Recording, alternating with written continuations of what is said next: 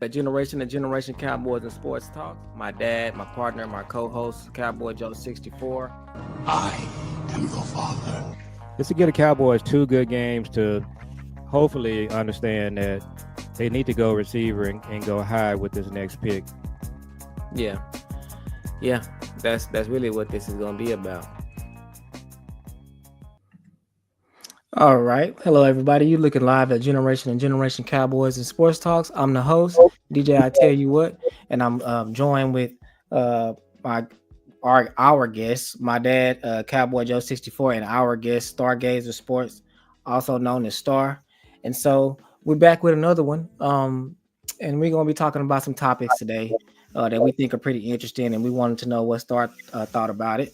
And so you want to say what's up to the people, Dad, and then Star, you can say what's up to the people after that. So, what's up to the people? Thanks for joining the show. And we're just so excited to finally have Star on our show. We've been trying to hook this up for a few weeks. Everybody's like really, really busy. So, we definitely appreciate you taking valuable time out of your day to join our show. And so, we want to learn a little bit more about Star. So, tell us how long you've been in the content creating game, and then what made you decide to start doing Cowboys content? Yeah, what's up, guys? I really appreciate you guys. I'm excited to be a part of and joining the Gen 2 Gen cast today. Joe, I don't know how long Joe and I have been interacting with each other, but it's been a while. And he's been telling me like, "Star, we need to get you on the show. We need to get you on the show." So I'm glad that we were finally able to touch base and join forces. And what got me into content, um really, I always been a Cowboys fan because I'm born and raised in Dallas, Texas, so I've always been a Cowboys fan. But I would say a super fan and like thinking like, okay, I want to start getting into content was actually the 2020 season. During the 2020 season, because that was just like a super hard season for us. Obviously, that got hurt and stuff like that. We had a new coach, and I've ended up finding like content creators like Law and Mark Holmes. Those are actually like the first content creators that I ever came across. And I remember just Law and Mark, they just were they who they are and how they covered the team just made me love the team more, even though we were really in a downtime at that time. And so, just my passion, increased about it. First of all, just the game of football, period, and learning the game of football. And then on top of that, adding that into really just delving in deep into the team. And so it was probably like 2021, I think, or 2022 when I started. I don't know if you guys know West Coast, but West Mhm. Coast Cowboy, he's the one who just called me up one day and was like, "Star," I think I called into his show one time. He was just like, I want you to start, come on my show. Let's do some content." And so Big Brother West is who really pushed me to say, start doing content. And so the first time I did content was on West's show with Henny the More. Shout out to Henny and Landlord from Alabama. So that's pretty much how I got into it. It's just so funny that you everything that you said really is just about how I got started and how we got started. Literally, I mean, like everything almost word for word. Like Law Nation and Mark Holmes, those were the first two content creators I ran across. Those were the Mhm. first two. About probably it's been a while, probably about like 6 or 7 years ago. So right around that time that you did, Yep. and I mean, and then we're familiar with everyone that you named, Landlord, West Coast, Yep. we shout them out all the time, just like we shout you out. And Yep. then so being my dad, that's all we do is we talk Cowboys. It's Mhm. almost like a religion in our household, really. And Yeah. so we just all these years, that's literally all we talk about. We would be on the phone for hours on hours on hours. Just all Right. Talking we about just talk. So it was like I was just like, we need to just these conversations that we're having. Mhm. These are the conversations that they're having on YouTube. These are the conversations that the content creators are having. So Yep. we should really get into it. And so My dad was just like, okay, let's go for it, and then we did it. So, it's been cool. It's really good to hear all of the content creators' perspective on things, and Mhm. we're all on the same team, and everybody wants the Cowboys to win. So it's really just a breath of fresh air. We deal with a lot in the world, so Yep. when you come home and you can go on YouTube and people are thinking alike, and it's just Mhm. it's really a good thing. So you want to Exactly. say something there? So, kind of my story is I'm a third generation Cowboy fan. So, I was born and raised in Dallas and grew up in Oak Cliff. So, I went to games with my dad and my granddad at the Cotton Bowl at the Fair Park in the early 70s. So, Wow. grew Yeah. up a Cowboy fan, and we did a show last week. I've seen every Super Bowl they played in. The first two, I was 6 or 7 years old, but I do remember them. And then, so I was just a huge Cowboy fan. Went to games with my dad, and I have a lot of history with the Cowboys. I actually went to Tony Dorsett's first rookie game. I saw him score his first touchdown live and in person at Texas Stadium. And then in the 90s, I had a best friend. He was, for the most part, a season ticket holder. So Mhm. all of the Cowboy games, I was at a lot of the games, all of the two NFC championship games against the 49ers and the Packers was at those games. And the 49er game at Candlestick when Alvin Harper caught the pass, I was at that game. Wow. Um, so I actually went to high school with a guy named Chet Brooks. I played football with him in Carter. And he played for the 49ers. And when they had the NFC championship game, he was on IR. So he had tickets to the game, and of course nobody could fly and go to the game. But my dad works for American Airlines, so he got me airline pass. So I went to the game. So I have a lot of history, and so DJ, I tell you what, here, my son, he's been talking about doing this channel, and I really didn't even know what it was about. And Yeah. so I just happened to listen to Landlord from Alabama and HTM one night. I kind of fell into your channel. Mhm. And so my history, so I worked for FedEx for 34 years. I was a project manager. So I'm kind of semi-retired. So I like doing projects. Mhm. And so when he approached me about this, for me, it was just like a project. So in me, when I do stuff, I like to do it like all the way Yep. and do it right. And so, he's a millennial. So you know how that goes. You have to kind of be like, okay, we're doing this. We're gonna do it right. Right. We're gonna be on time, and Mhm.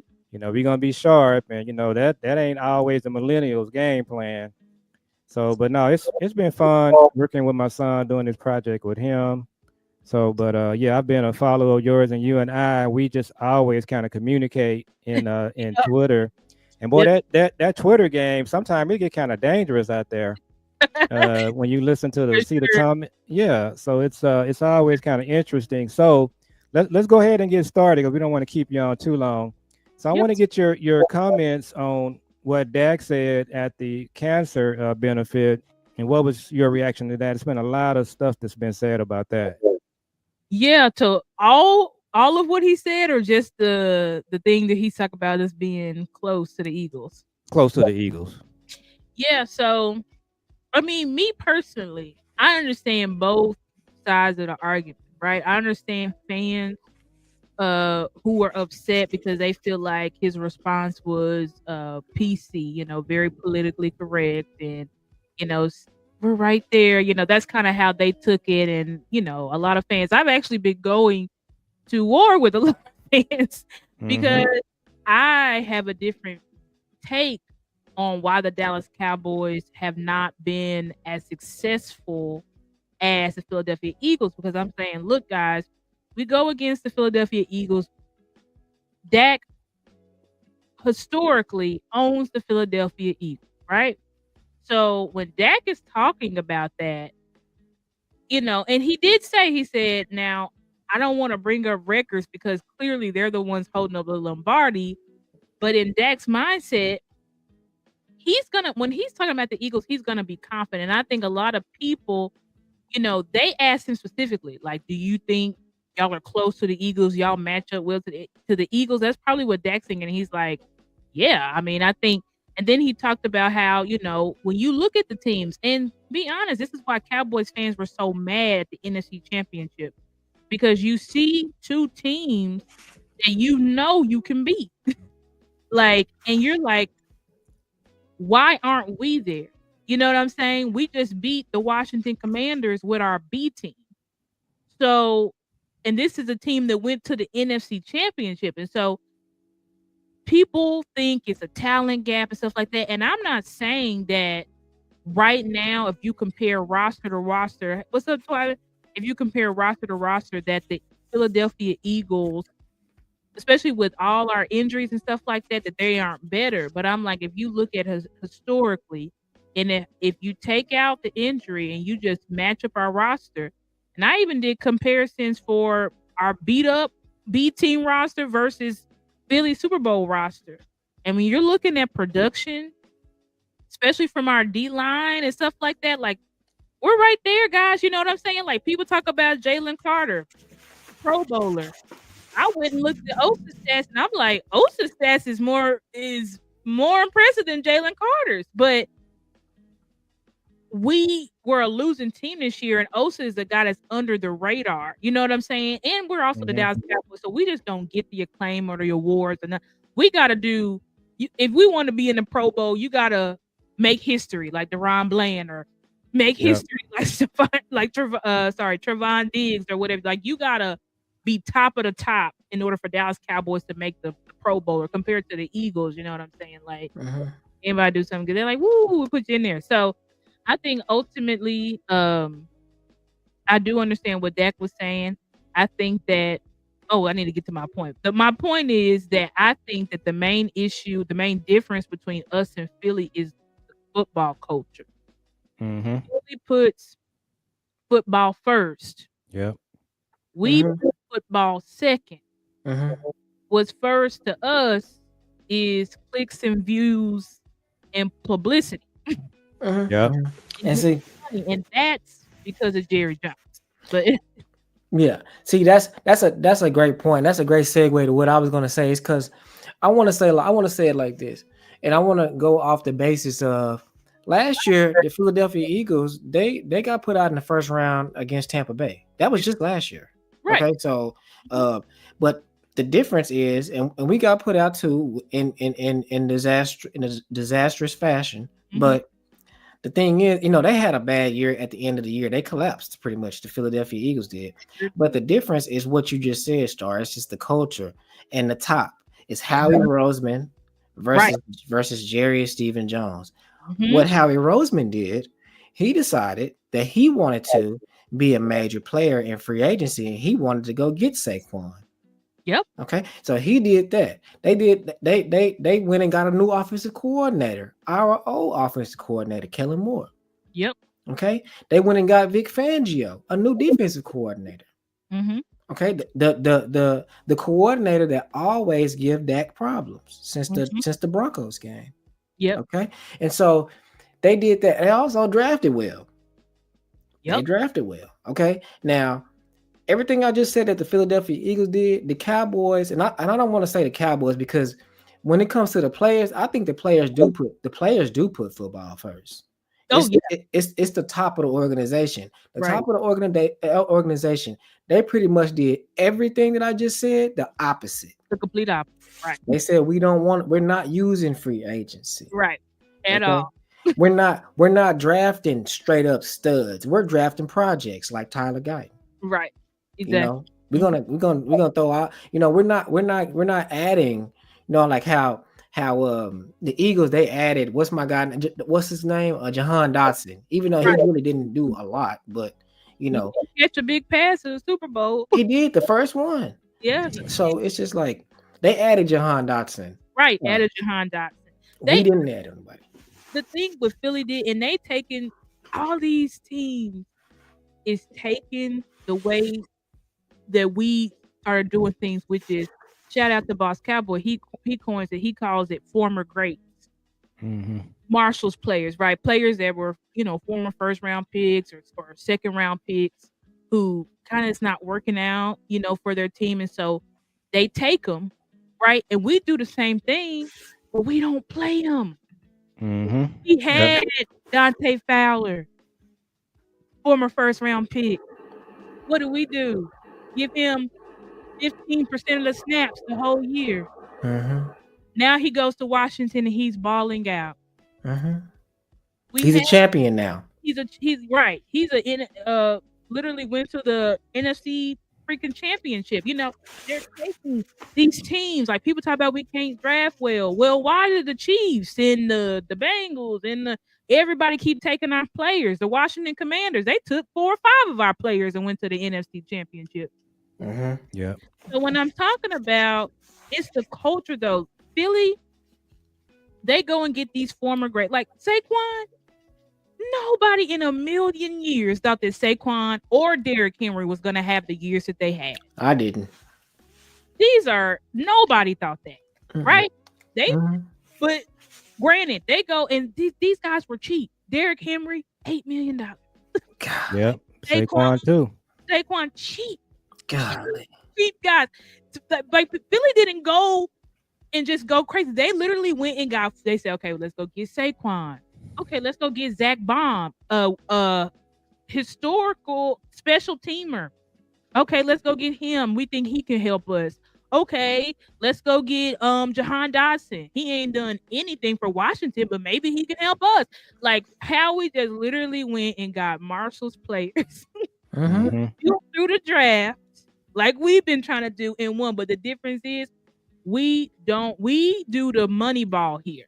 Hmm. If we pay you, you gotta play. We don't even if you're not performing well, if we pay you, we gotta play you. If Yeah. Hmm. if we draft you, we gotta play you.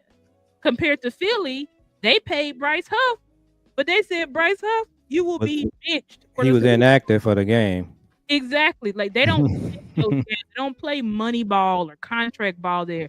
But that's the problem with the Joneses. The Joneses, they can go out and get the talent with Will McClay and stuff like that. But when they get here, they want to be the coaches. They want to be in the coaching room. They don't want to be telling the coaches, okay, well, we think he should play. We paid him all that money, and we don't need to bring in this free agent because we got this draft pick here. And if we have this free agent, then the draft picks can't play. And it's like that type of mindset is what's really been keeping Dallas. That's what's been keeping Dallas with the 30-year drought.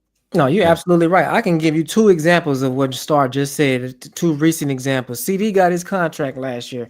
After CD got his contract, Stephen Johns came on the air and said that CD was going to be getting the ball a ton and he was going to be taking snaps out of the backfield and all this because he gets paid the most. And Mhm. we were just trying to figure out how does him getting paid the most equal to him doing all of this stuff. He should be doing all of this stuff because he's just good. It shouldn't Right. have anything to do with his contract. Right. And then the Yeah. second example of that, and I'm gonna let my dad give some examples. The second example of that is Zeke. Yep. It's they brought Zeke back. It's no way Zeke should have been playing all those snaps when you have Rico here. It just doesn't make any sense. But the reason why is because what Star just said. Because Jerry and Steven said, whichever one of them it is, said that we got Zeke back. We brought him here so he can play, regardless of how good he is, regardless of how good Rico is behind him. Zeke is playing no matter what. Yep. So Yeah. So Yep. I think the challenge for Dak is, and I think the next level to this, and Boss Cowboy, shout out to Boss, and Jay Tuck, shout out to Tuck. Mhm. They did a couple of shows yesterday and today where they're saying that Dak, he needs to speak up more. Mhm. So it's going to be interesting to see what happens with Dak going forward, because I think he's kind of in a pickle. Dak, at the end of the day, he's won the deal. He's got his money. He's well paid. Yep. Uh, so he's, in a sense, he has some leeway to do those things. But He I has think, security. yeah. So I think he's kind of got to be careful on both ends. But I would like to see him speak up a little bit more. So speaking of that, let's talk about Micah's comments today, where he's Mhm. challenging the organization to step it up and do some of those things that the Eagles are doing. So how do you think that's going to play with Steven, Micah making those comments? Well, I don't think the problem is with Steven. I think the problem is with Jerry because you see, Micah has been saying since the Super Bowl, let's get Miles Garrett to Dallas.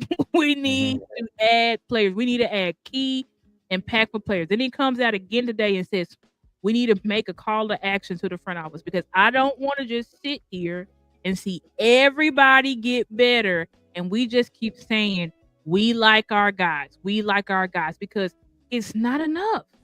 And it seems like Steven, because Steven's the one, right? We like our guys because Steven is the one who said, you can't keep doing the same stuff over and over again, expecting different results. We know that we've got to be able to change some things up. But see, you also have it to where in the past, when players have spoken up against front office, all of a sudden they get shipped out of here. Yep. So it was crazy, it was just right on target. Micah does the media role and talk about Myles Garrett. Then all of a sudden, Super Bowl Sunday, Cowboys are having talks about trading Micah. See, that's excuse my language, but that's the shit that Jerry does. Jerry lives for the publicity. He lives for the ambiguity. He likes that. He says there's a soap opera 365 days a year. So when it comes to the media stuff and trashing your players in the media or leaving it open-ended, do I really want Micah Parsons? Do I really want to sign Dak? Maybe I will get this other quarterback. Maybe we will trade Micah Parsons. It's like whatever narrative that people start saying, Jerry's like, oh yeah, let's feed into that because it gets clicks and views and it gets money. I think I've been making the appeal for a while now that if anything is going to ever change in this organization, the players have to speak up, specifically Dak, Micah, CD. Yeah. And so far, we've seen Micah be very vocal.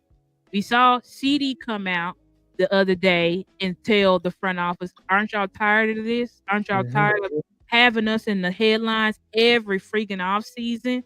We need to win ball games. And we can't win ball games with this type of nonsense.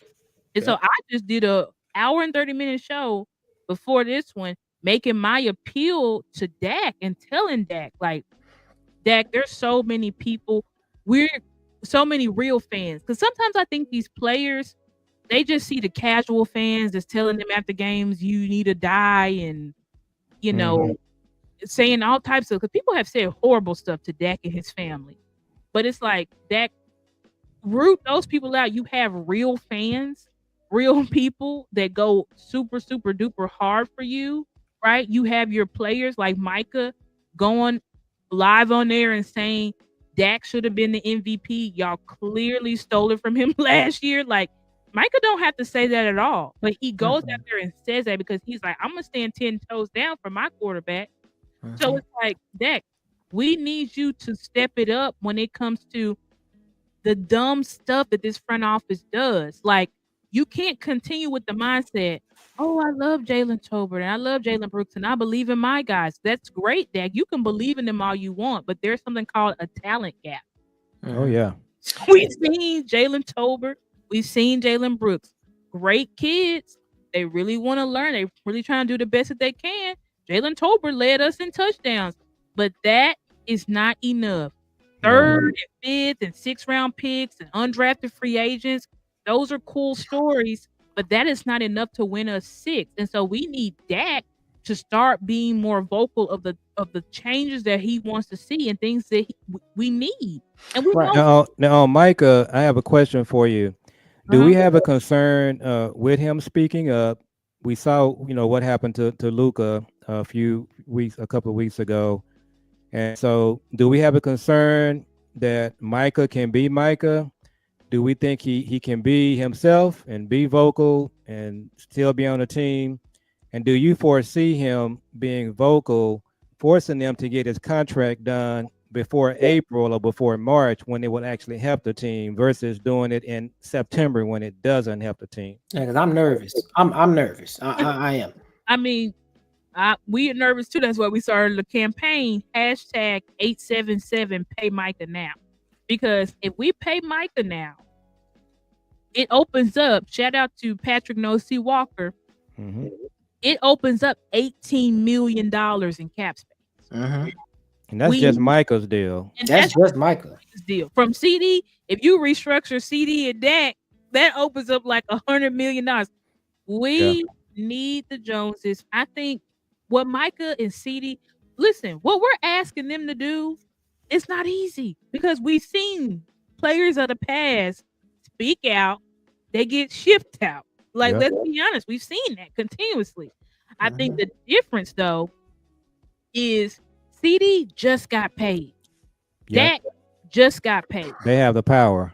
They have the power. You see those other players, like players who were here on 1-year contracts, or Dez when he was already at the end of his contract, or Amari when they were already movable at that time. Yeah. See, CD, he'll be movable in a couple years, but he's not movable now. Same No. thing with Dak. He'll be movable in 2026, but he's not movable now. And I tell you what, if they sign Micah, if they get Micah signed, Micah is going to get even more Vocal. and so I'm Oh wondering yeah, if they're thinking about that. he's gonna get more vocal because that's who Micah is, and that's why I say we gotta protect Micah at all costs. That's why the fans gotta be vocal about Micah because the Dallas Cowboys, you see, when Amari Cooper got shipped out of here, there kept being reports that Amari was gonna be a what they call cap casualty. But Mhm. at that time, we just weren't vocal enough. There was also half of the fan base like, yeah, he does quit in big games and all this type of stuff. So that's why the front office just pushed him out the window. But when Mhm. you have somebody like Micah, who this player is not only a generational talent, but this player is a player that says, I do want to, he's putting his neck on the line. He is putting and he has the least security out of Dak and Micah. That's why it makes me nervous because I'm just thinking in my head, if you're the Cowboy, it makes me nervous because you don't even have to be the Cowboys. If you are an NFL team, if you're an NFL GM and Micah is on your team in this situation where he's due for a contract, it's one player on your team that can give you that can get you the most in return as far as trade value and Yep. all of that. And his name will be Micah Parsons. It's no if Cowboys were to trade him, the amount that they should get back, it would be way more than any other player on our team. Well, Right. the nervous part for me with that transaction would Can't trade. be, sorry, Star. No, So go ahead. the nervous part for me with that transaction would be who's doing the trading because I think it's a very good chance that they'll get smoked, they'll get fleeced. So you don't want to go down that road. And Exactly. so you think that they can get it? You think they'll get it done by March or April if you had to predict? I really don't know. I think it depends on. To be honest, guys, I really do think it depends on fan pressure. I think if Hmm. the fans are just chill about it or whatever, Jerry and them is gonna drag this stuff out. They Yeah. gonna drag it out. Do I think that they're gonna trade Micah? No, I don't. I think Jerry is. People were speculating that the Cowboys could trade Micah, so I see Jerry doing what he always does. Let's feed into that narrative. Yeah, Yeah. that's And why they came out with that thing the other day. exactly, and he can drag it. Believe he did it with Dak. He did it with CD. He can drag it out and not sign Michael till August, and I'm not saying, sign Michael till September, and that would royally screw our team. Now, because of the temperature of the fan base, I don't think Jerry and them is gonna do that because they know it's very hostile, and they're aware because in that presser that they did with Shoddy, they know everything that everybody is saying about them. Nobody cheered for Steven. Right. Nobody's cheering for Steven. They know that people are fed up. they were asking them questions that we ain't never heard them Right. ask. Asking specific, like people, the fans, even the insiders that are fans, people are tired of the BS. Yeah. And Mhm. so that's why I'm like, the players have to they're tired of it too. Yeah. These players' legacies are on the line. Yeah. Mhm. They're How tired. many legacies have we wasted? I countless, countless legacies of Hall of Fame players we have flushed down the toilet. And Mhm. Micah and CD, they don't want to be another one of those players. Mm-mm. They want to win now. And that's why that's why Dak has to get on board because he's the immovable piece. CD can say, let's stop playing the games. But if Dak says Micah Parsons is pivotal to our success, Micah needs to be on this team because you don't trade.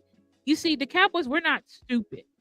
If you're actually trying to win a championship, you don't trade your best players. Uh-uh. Now, if you're rebuilding, you trade your best players so you can get a bunch of picks and rebuild. But if you're trying to actually win a championship, which you told us that you were with Micah, CD, and Dak, then you're not going to trade him or even entertain trade talks. And what's crazy is they were asking him last year, would y'all trade Micah? And Steven was saying, absolutely not. It's not even a question if we would ever trade Micah. Then all of a sudden this year, they put out on Super. See, that's what I'm talking about. And now somebody, shout out to DMV. And I'll just say this one last thing and pass it. But I think Steven and Will McClay and Schottenheimer are trying to get in alignment. But there's Jerry who he doesn't want to get in alignment because he wants to continue to do what he can to do these publicity stunts. And that's something that's continuously holding the team back. And see, I think that like Micah and the entity, the Dallas Cowboys, right now they're going back and forth. Right now, they're shooting shots at each other. You know, when Micah came out, Micah said, I'll take less money. I want my contract done now so we can utilize free agency. Steven and Jerry and all them, they looked and they said, are y'all hearing what Micah's saying? He know we don't do free agency. Why is he talking like that? You know what I mean? That's a direct shot at us. And then, they come back and they say, well, we're negotiating with this guy right now because his contract should have been done last year, by the way. Yeah, because you can sign players early. You can. Yeah. Pat, what's his name? They got defensive player. Patrick Surtain got his deal last year. Yep. Amon-Ra St. Brown got his. Right. But we had to wait we had to wait to know that literally the 3-time All-Pro, 4-time Pro Bowler, we gotta wait and see if we should extend him. This is the type of shit, that Philly doesn't do. Right. Well, the 49ers, the Eagles, the Chiefs don't do it. They sign their players early so that they sign their players in April to ensure by the start of free agency and the start of team activities, everybody is paid and locked in. And then they maximize it. Like the Eagles, I did a show like 2 or 3 weeks ago where we went on overthecap.com and spotrac.com and looked at everybody's contracts. The Eagles, all of their players, they make $1 million a year annually. And all of their contracts are backloaded. So it might say that their contract is 130 million and it's their contract is worth, it's 130 million with 60 million guaranteed. But in the year 2024, they all make $1 million. Wow. Yeah. So what that means is, with them all making $1 million this year, they can have the money to put Saquon in that same slot to where he makes $1 million this year. And on the books, they're over the cap in 2030, but that's in 2030. And the cap will be bigger by then. Exactly. And how many championships are they going to have by then? Exactly. How many are they going to have by then? And see, this is what we're saying. The cap is fluid, it's malleable, and it goes up just about. I think it was only 1 year, maybe like recently, where it didn't really go up that much. But for the most part, with these new TV deals and all this stuff that they're doing, and all of these expansion games that we're doing this and that, the cap is exploding. It's going up. So owners who like like us, like the Bengals, that's why you see Joe Burrow. He is going on every freaking radio station he can, saying, I don't know what's got to be done, but I know keep T. Higgins. We gotta keep T. Higgins. We need to pay Jamar Chase. We need to pay Trey Hendrickson. He's not playing around. He's like, we need to keep these players. He literally said recently, I think they said it was today or yesterday. He was like, do you look at so what's great is you mentioned the Eagles, DJ, because it's like this. He's like, look at the Eagles. They figured it out. Yeah. So why can't we? It's these cheap owners that want to use the excuse. T Higgins did too. T Higgins said the same thing today. Today he said the same. He was on some show and T Higgins was explaining to the fans how they do the cap. He was Right. he was explaining how to do the cap and how the Bengals could pay him. Oh, absolutely. He was They could. explaining it. Mhm. So let me say this about the cap. I think that one of the things I like about the content creators is that you have Mike Fisher, Jeff Kavanaugh, and then there's a guy, Outlaw Cowboy, that we follow. They understand the cap. They're talking about it. They're educating fans. So Stephen and Jerry can no longer hide behind the pieces of the pie, the cap.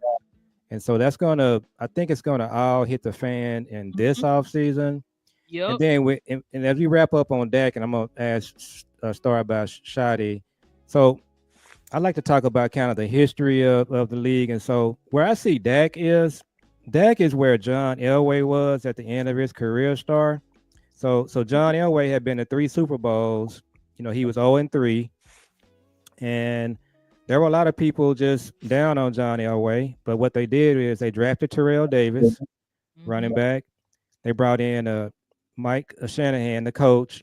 He had Shannon Sharp. They put together a good defense. So I think where Dak is right now, Mhm. this offseason, if they just make some moves, improve the defense, get him a couple of good running backs, and if Rico stays great, and so I think Dak's career can end up just like Elway's did. He could end up on the backside of his career, competing for championships. That's if the front office does what they need to do. Mhm.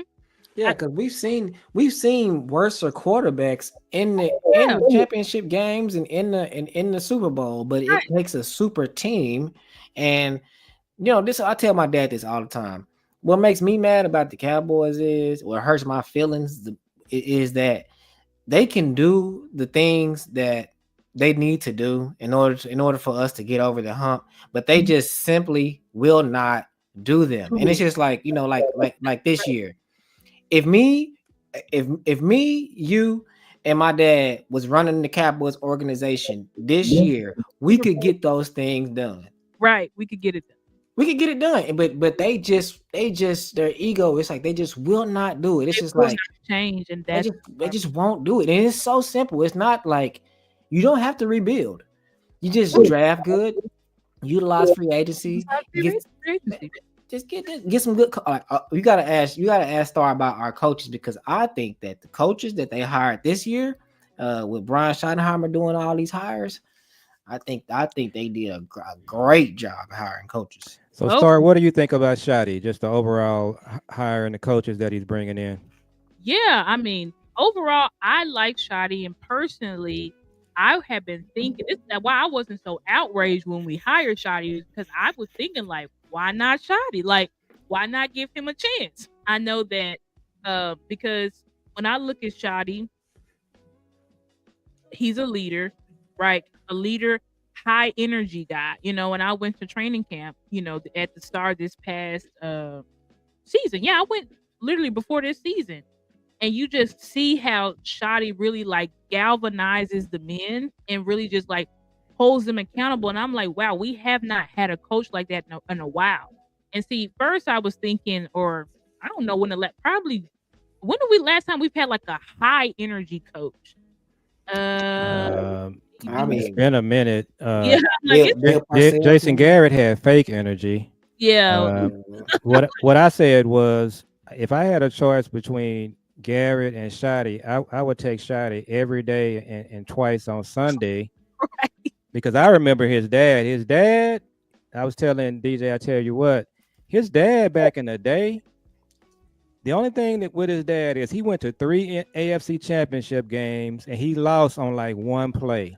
But if his dad had made it to the Super Bowl, one of those chances, Would've won. he's right there with Parcells. His dad was. Yeah, yeah. Like then that's another thing. I think pedigree does mean something. Yeah. Yeah. It don't mean that you just because your daddy was great, you're gonna be great. That's not what I'm saying. But I do think that when your dad is a legendary coach, Mm-hmm. Hmm. you got to sit in on that Yeah. You're in your the front row seat. your entire life. Yep. So you know what it takes. That's why we have the other campaign, Let Brian Cook, because we know Shotty has the knowledge of what it takes to be a real serious winning coach in this league. But I agree.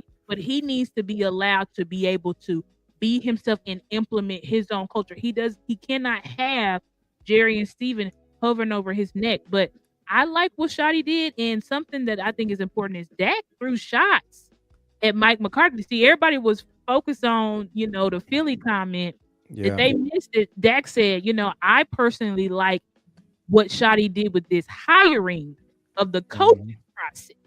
Because he said, when you're a coach in the league for 25 years, Mike, you just think you can just fill the roster up or fill the coaching spots up with just your buddies. And that's clearly what the whole time Mike McCarthy was here, he just kept filling it with his buddies with Friends of Mike. no resume, Mike Nolan. Mike Nolan, Scott Tolzien, Jeff Blasco. Like, you just are hiring your buddies and you're not really trying to get innovative and create the best staff possible to move your team forward. You were fighting them over the run game because Jerry and Mike were at odds because the whole Zeke versus Rico, right? So Mike traditionally don't even believe in the run game. And then you were forcing him. It was like this tug of war type of thing. Even though Yeah. Mike, to be fair, Mike was not, he was giving Zeke like 3 carries a game. But I think still there was a whole disconnect with that because Jerry and Mike were fighting over that. Then Mike didn't want to use motion and he didn't want to Mike's offense really was outdated. Yeah, And that was his undoing. that was his undoing. And he did upgrade it, which people say that was actually shoddy. Got it, yeah. It upgraded it in 2023 where it took off, but he just didn't believe in the new concepts of the game. And that was his demise. I mean, he kind of admitted it, because remember last year he had a press conference where because they asked him, and I'm gonna let you finish. I didn't mean to interrupt you. Okay. They asked him. They said, "What was the difference between why has the offense all of a sudden started moving after the bye? What would needed to be changed?" And Mike McCarthy says something to the tune of, "Well, we had a meeting, like Dak, and we all had a meeting, and to give them the reins." Mhm. And he was just like, and I just said, "Okay, well, we're gonna try this thing out."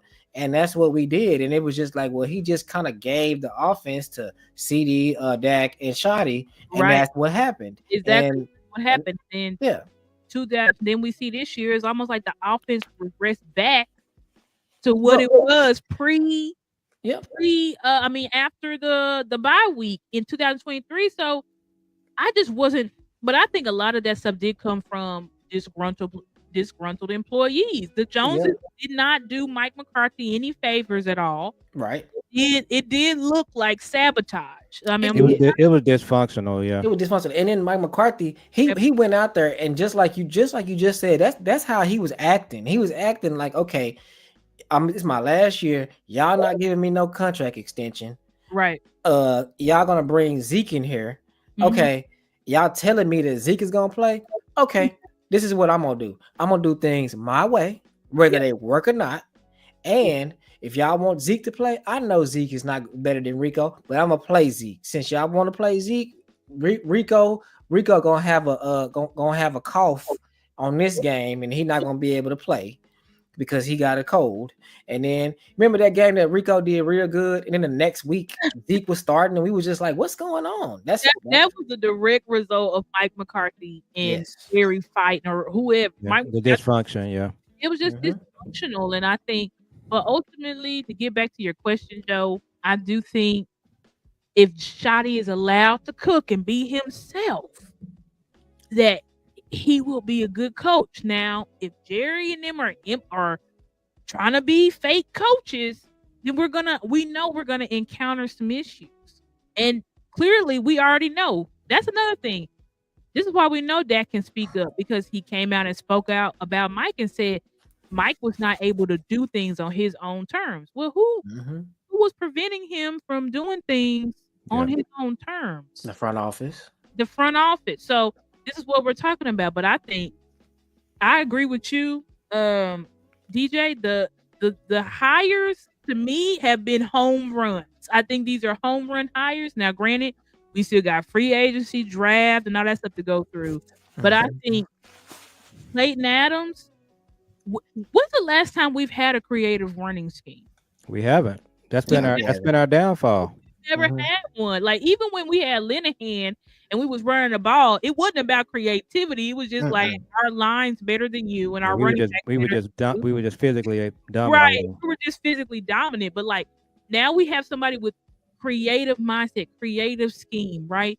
You're bringing in, you know, that line coach was Kansas State offense coordinator. Home run. Like our offensive line coaches under Mike McCarthy were not good. People are like, well, Joe Philbin was better than Solari. I'm like, at run blocking, but people forgot our pass blocking under Philbin was god awful. And then we got under Solari, and it was like our pass blocking went up, but then we couldn't run the ball. So it's like we have old coaches with this mindset. You know, Philbin's old, Solari's old, and it's like now you go and we're getting these coaches from the college game, which shows me we do want to do something different, innovative. We want to do something different, and Shotty is showing us.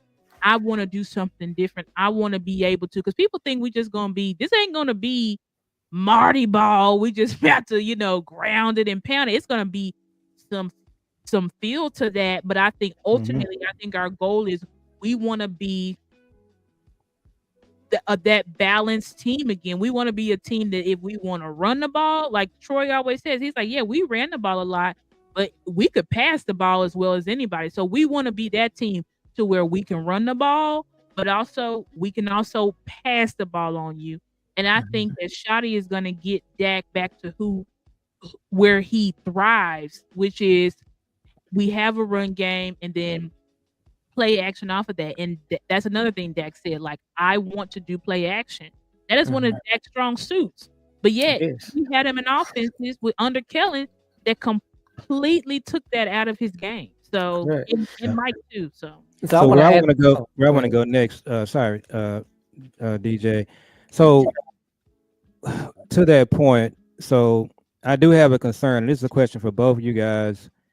The defensive side with Eberflus, and I listened to Lou's take today. Shout out to him. And he did a short video on Eberflus and Zimmer.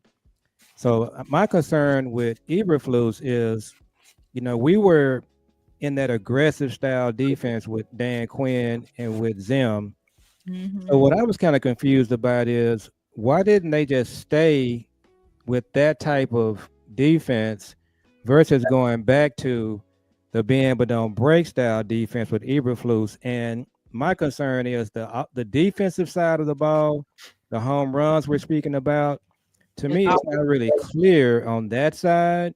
So what is your thoughts on Eberflus, and have you been able to just study him, and what do you think his strengths and weaknesses are? Yeah, for Eberflus, I really haven't gotten to delve into him too much, so I'm just like relying on my other now. What I know is relying on the other content creators who have talked about him, and I'm not gonna lie, like I am a little bit nervous because I think Eberflus is a good coach. Clearly, he's a good coach. He's been a good defensive, very good. Can he handle Micah? Right. You said, can he handle Micah? Yeah. That's the $1 million question.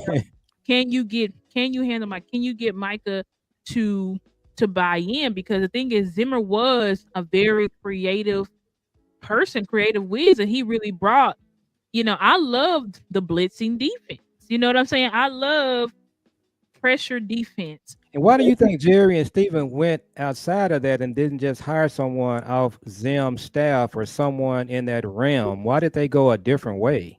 That is interesting. That is $1 million question that I don't really know. I don't know what happened, because when we brought Zim here, I thought Zim was going to be a candidate for head coach, and Zim was really disappointed he didn't get interviewed. Right, and he was upset. Yeah, he was very disappointed, and I don't know why the Joneses went a different way. I don't know because if I look at all the coaches though, I do feel like the Joneses are trying to do a youth movement. Maybe they just felt like we need to get somebody in here that we feel like can just have better energy. Because I'm looking at all these coaches and it's like either they're young or they're getting somebody who was coaching in the college league.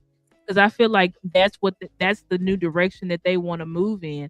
I do wish that they had a real continued with Zimmer as DC or maybe just promoted Paul Gunther because that Yeah. was a former DC. George Edwards, he was one of the coaches here at one time. I Right, but tell they you what, I feel like this is my thought. I kind of feel like the offensive side of the ball were shoddy hires. It seems like to me the defensive side has been Jerry and Steven. That's just kind of my concern. What do you think about that, Jules?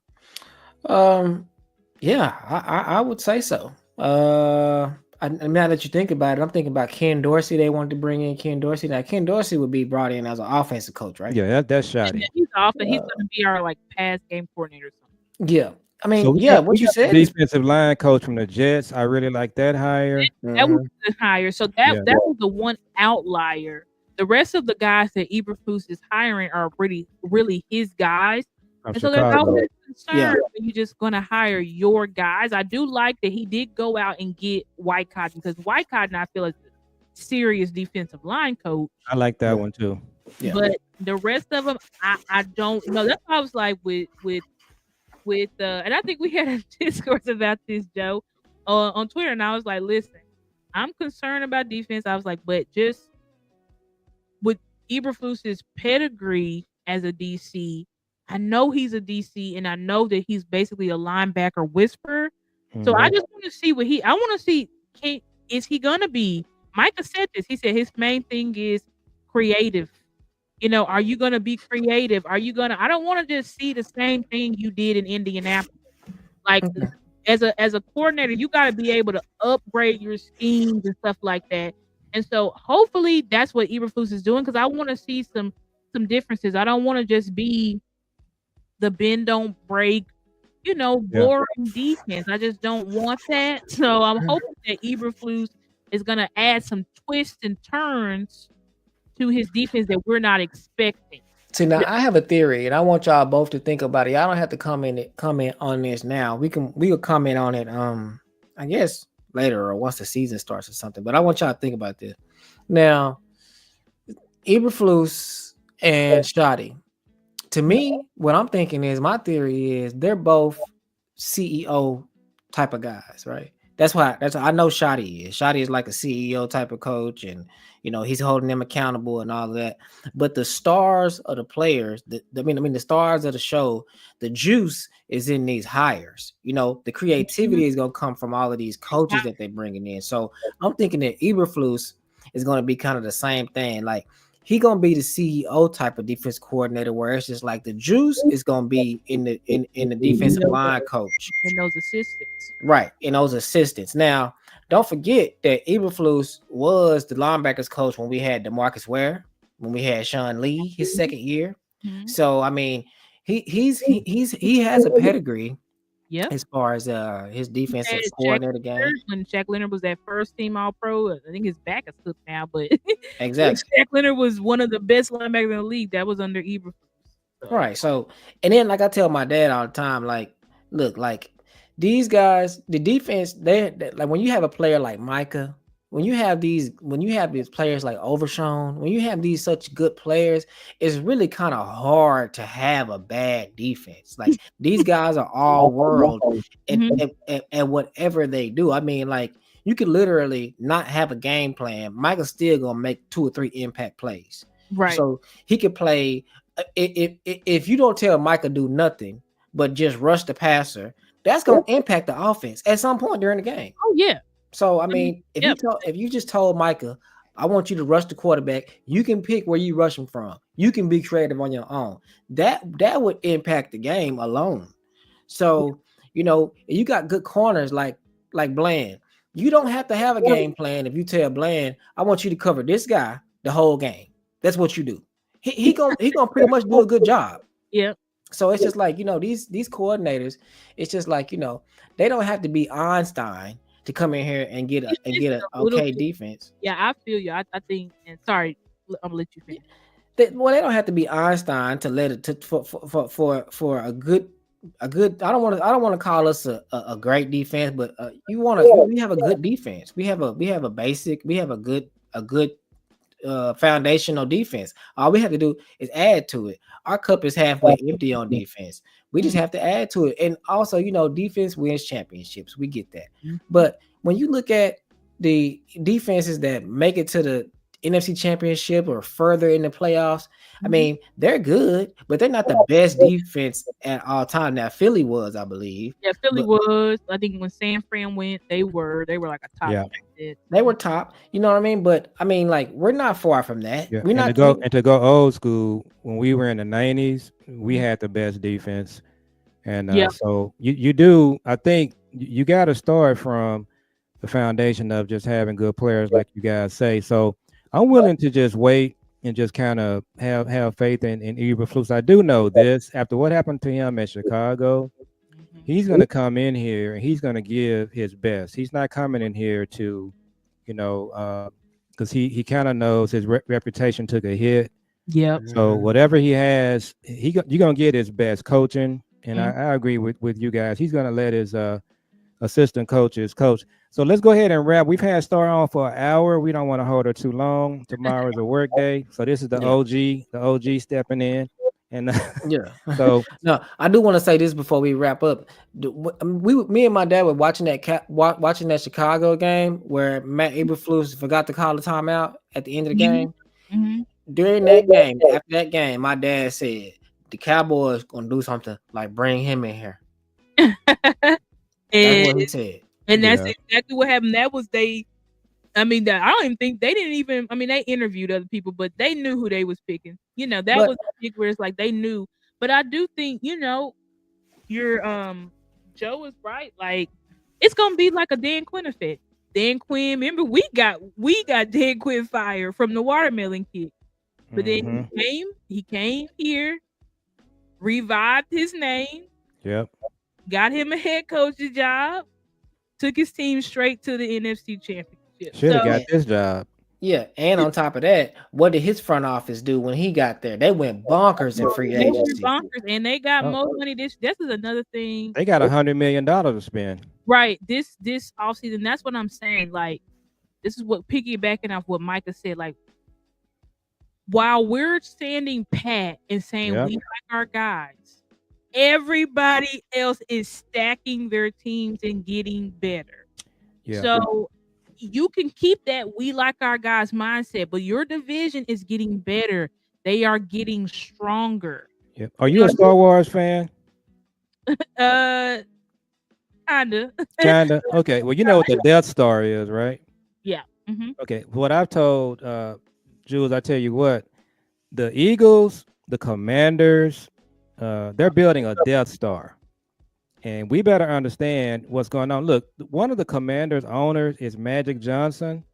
Okay. Mhm. He don't do anything but just top notch. So they know exactly what they're working with. So if Steven and Jerry and Will McClay, they better understand that the Commanders, the Eagles, They're look, not the Chiefs, what they're gonna do, they got embarrassed last week. they're gonna get They're back. gonna come right back, reload. The Mhm. 49ers, they're picking before us. These teams, if Jerry and Steven are not careful, if they don't listen to Micah, if they don't start listening to Dak, we're gonna get left in the rearview mirror. That's what's gonna happen.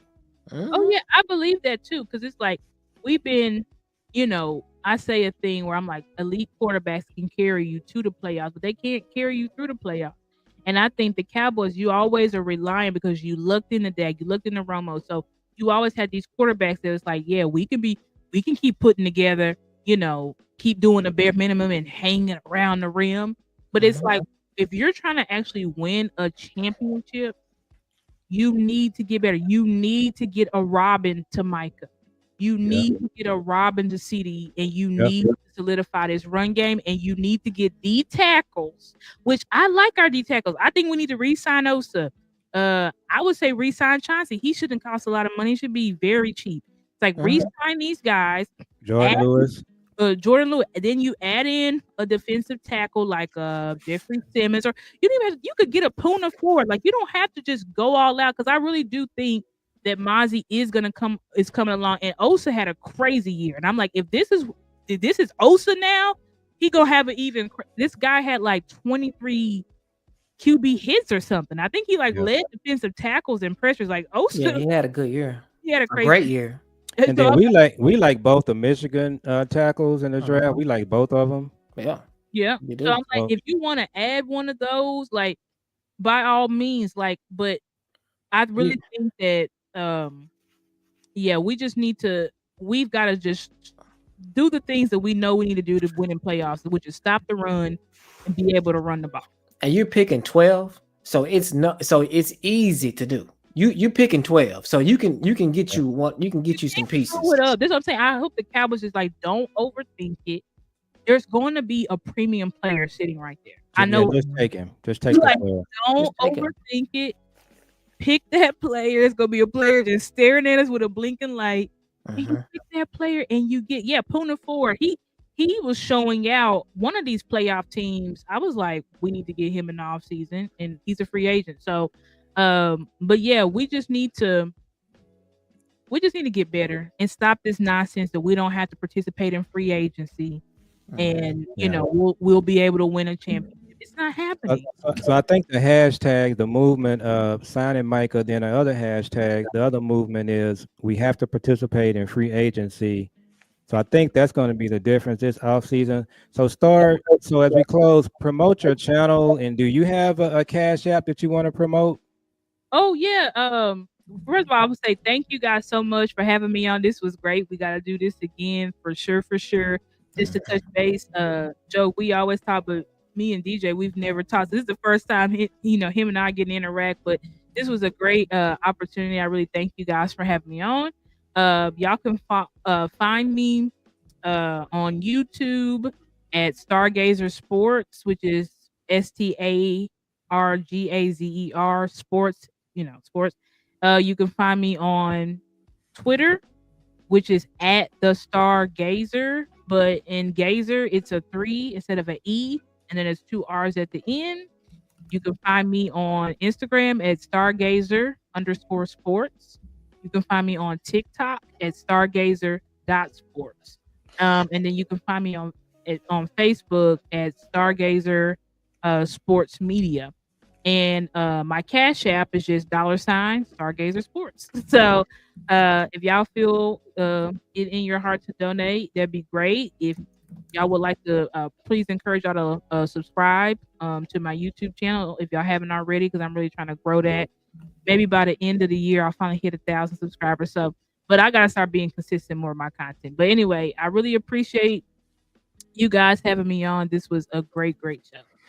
Yeah, and so Star, make sure you send my dad, or you can send it to me, or you can send it to him, and I'll post it in the description of the video. Send me all your links, and I'll post them next to ours, and I'll post yours, and then post ours, and then just I'll send it to you. Okay. But yeah, so what do you want to say about our channel? And do we have our Cash App going? Or are we still working on that? Yeah, we have our Cash App. Our Cash App is the $ITUW. It's like I DJ, I tell you what. So the acronym for that is ITUW. So it's hashtag. I mean, it's a Cash App $ITUW, and of course, you all know you can follow us at on Twitter, on Facebook, on TikTok, on and then everything is generation to generation Cowboys and sports talks, or everything is shortened. It's Gen to Gen Cast. So it's GEN number 2 GENCAST, and we're trying to grow our channel as well. And so you all make sure you give Star a follow, and then give us a follow, and make sure you comment and like. We need those likes up. And if you all of our loyal listeners, if you're not subscribed to Star's channel, please do, because she's very informative. She does a lot of great videos. She has a lot of unique perspectives on a lot of things that I don't even think. A lot of the stuff I haven't thought about it like that. Like your take on Mozzie, really your take on Mozzie this season changed my mind on Mozzie. Really, it did, because you had that video up showing us Mozzie and his progression. And so Mhm. that video kind of changed my mind on Mozzie altogether. So things like What? that That. stars real good at. That. So And I'm gonna make go sure you do watch that. your show when we get through with this, and I'm gonna go watch your show you just did because Oh, I'm my builder that yeah, that was a serious show. So y'all watch that because I'm gonna check that out. So make sure you check that out. we Yeah, gotta I'll step. check Okay. it out. I was watching live. Yeah, Okay. we gotta step up and just really push it. Because hopefully, I mean, we tired, we fed up. We just want to win. You know what I'm saying? That's it. Like you said, you guys got into it because you want to win six. I want to win six. The rest of the content creators, we want to win six. So the Yeah. only way we Yeah, do shout that, out is to we gotta put the pressure up. But yes, And shout out to Lou shout out too. to Lou. Yeah, I Yeah. watched one of Lou's yeah, videos today. Lou Yeah. breakdowns is crazy. Like I used to think I'm like Koye is like the best with the scheme breakdown stuff, but Mhm. Lou, you catch it up, Lou, I you love baby Lou. right there. I ain't gonna lie. Yeah, Lou. My dad told me about you, Lou, and Lou went to Bishop Dunn. You said right there. Yeah, Lou went to Bishop Dunn, so both my kids went to Bishop Dunn. I So did too. we're Bishop Dunn. Well, they are Bishop Dunn alum. So Oak Cliff, born and bred myself. My kids grew up in Cedar Hill and DeSoto. So, but Mhm. I'm an Oak Cliff guy, the OG over here. So, but yeah, Star. Thanks so much for joining us, and then we'll hook up offline and try to set up another one at some point, and Okay. we'll keep it going. And some other things I want to talk with you about. I mentioned earlier, so Okay. we'll see if we can do some more work together. And this has really been good. So we appreciate you taking the time to join in on our channel here. Appreciate you, Absolutely. Char. It's been So awesome, guys. we'll Thank y'all so much. no problem. We'll see you on the next one, and we'll be in contact so we can get another show going. Okay. Yeah. Oh, All all right. right. Good night. All right, Thanks a good night. lot. Good night.